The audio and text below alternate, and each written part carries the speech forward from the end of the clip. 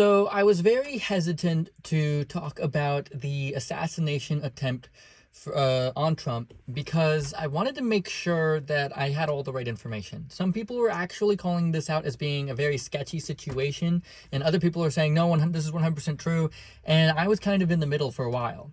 Like, was this faked? Was it, a fake assassination attempt to try to get more people to vote for Trump? And I had to look at it, okay? And I can already hear people freaking out on both sides, being, of course it is, and other people being like, are you an idiot? So I looked at the footage, I checked everything out, and I found that I don't think it is fake.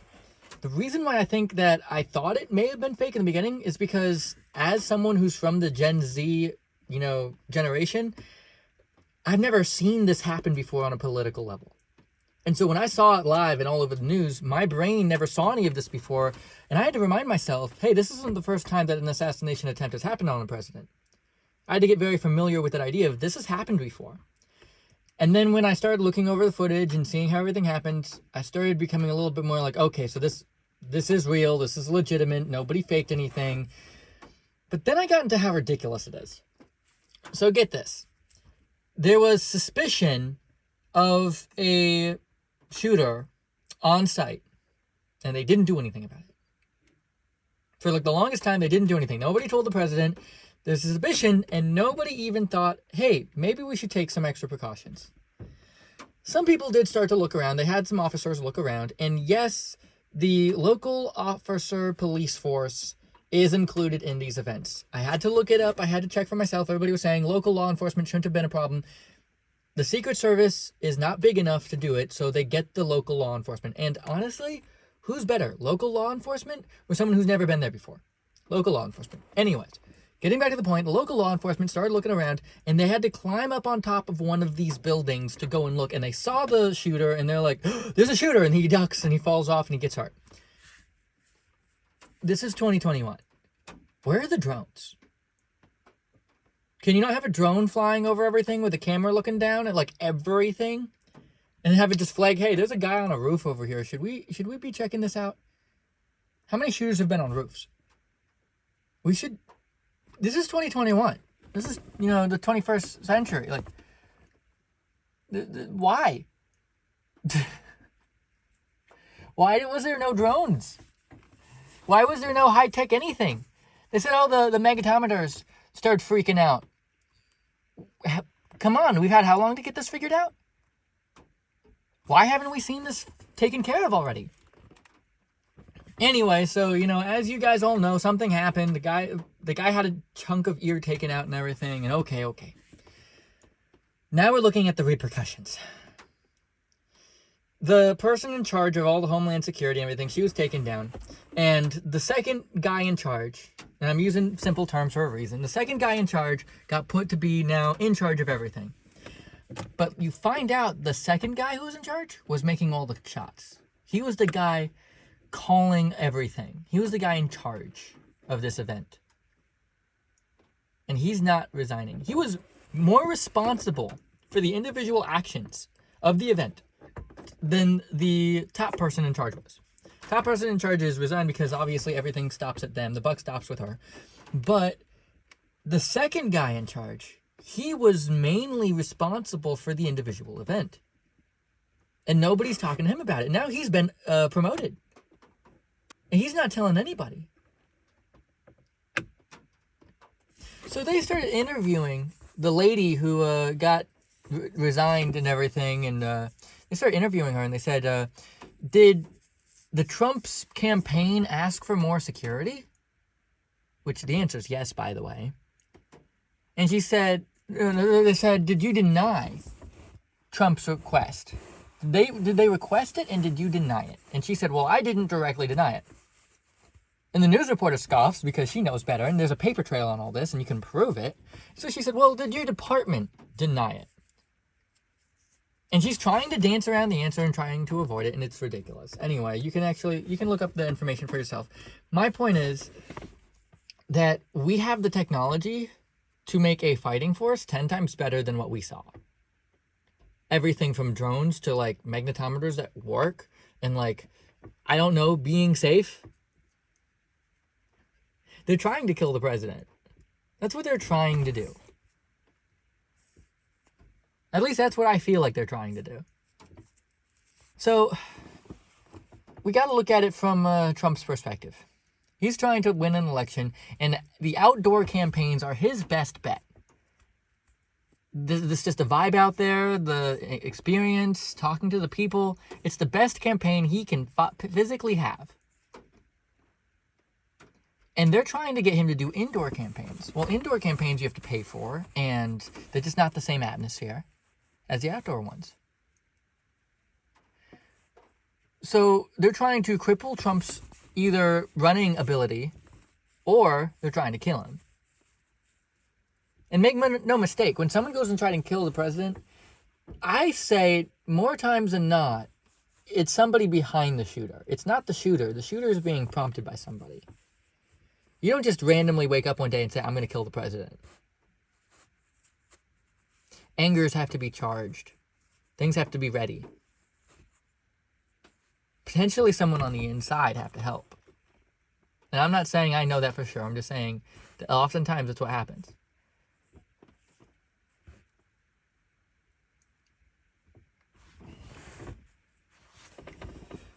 Anyway, I'm gotta breathe from that situation. It's been frustrating. I took my time, really slowed down on it, and just made sure, because I didn't want to run off on some conspiracy theory and see if something else was true. And I just wanted to be able to take this time, think it all over before getting it back to you guys, and then give you guys the best information and see what the two sides of it. In conclusion, I think the guy who's currently in charge should also step down. He should take the blame for it. I mean, I have to take the blame for things that I didn't do all the time. Okay, running a business and everything, if my employee does something, I got to take 100% blame. This is his fault. He should have taken the blame. He should have said, man, we couldn't really get a little tiny mini drone out there with a camera and just checked. Not to mention anything high tech. We could have done it in 2 seconds and found the guy right away. But no. So he needs to resign too. I've been, the other thing I want to get to, and I'll tack it onto this show, is, so Biden, for those who may have not known, if you're living under a rock, and even if you are, how have you not figured this out, Biden has also stepped down from running for president for the next 4 years, which, thank God, he's decided to do. Whether you're a Democrat or Republican, we all have to realize that Biden was not equipped to run for an extra 4 years, and that he made a horrible mess of the previous 4, which makes me realize Kamala Harris just had a speech right after Biden is stepping down as running again. He still wants to run for the rest of his, he still wants to work for the rest of his year or whatever it is, but he doesn't want to run again. And Kamala Harris said that he did more in 1 term than most presidents do in 2. Did what? I guess today is the day you finally get to know how I stand on this, but did what?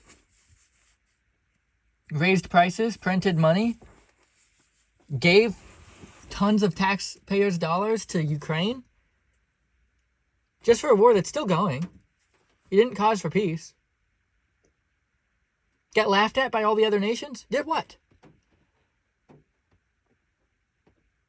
He finishes the debate with Trump, and I think it was his wife comes up and says, he answered all the questions. Like, that's some feat. I mean, I can answer all the questions. It's about what you answered them with.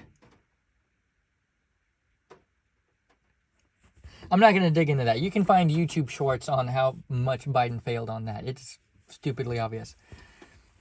But now Kamala Harris is running for president. And I instantly thought, man, she's going to get a lot of votes. All the libtards, you know, the liberal retards, not all the liberals, but all the liberal retards. Now, I would say there's retards on both sides of the fence, but all the liberal retards are instantly going to vote for her because she's black and she's a woman. Come on, she's so oppressed. She came from the streets. No, she didn't. I don't know her past, but I can tell you right now, she didn't come from the streets. Not like my wife or, you know, other people I know out there. So, and then, you know, just the whole race card. She's gonna be able to say I'm black, and they're not gonna vote for me because I'm black, and I'm a woman. They're not gonna vote for me for a woman. So you're gonna get a lot of votes there. And just for anybody who wants to call me racist, my wife is a black woman, so congratulations. I get like the N-word pass or whatever. Not that I'd ever use it, but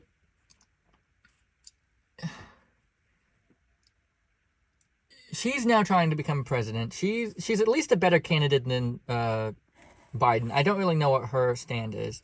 People are accusing her of faking Biden's mental health.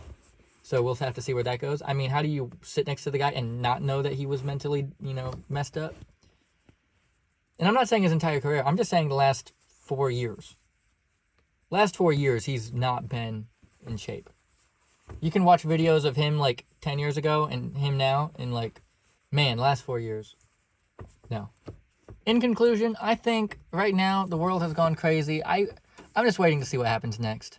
I've been trying to soak it in. I've been trying to have a non-biased opinion, but come on, it was about time. Everybody knew that Biden was losing it. If somebody has the ability to point, a gun at the former president, that's not okay. They should have figured something out. That's just how it is. Now, Trump can be a jerk at times, and I think that's why he lost the previous election, 4 years ago, 2020, which I also think may have happened to some voting fraud, but we can't know that for certain. But I'd also say he may have lost because he was a jerk. You had a lot of people voting for Biden because Trump was known as a jerk.